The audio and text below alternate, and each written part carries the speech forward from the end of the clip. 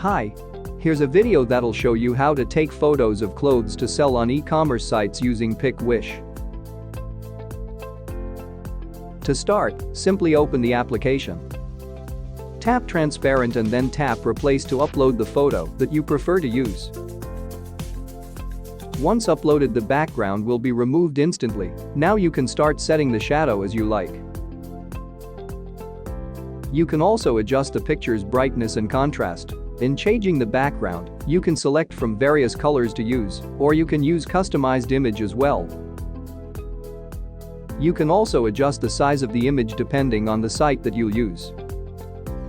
And to save the changes made, simply tap the download icon, make some output settings and you're done. And that's how you can easily make photos of clothes to sell on e-commerce sites using PicWish. Thank you for watching. See you on the next one.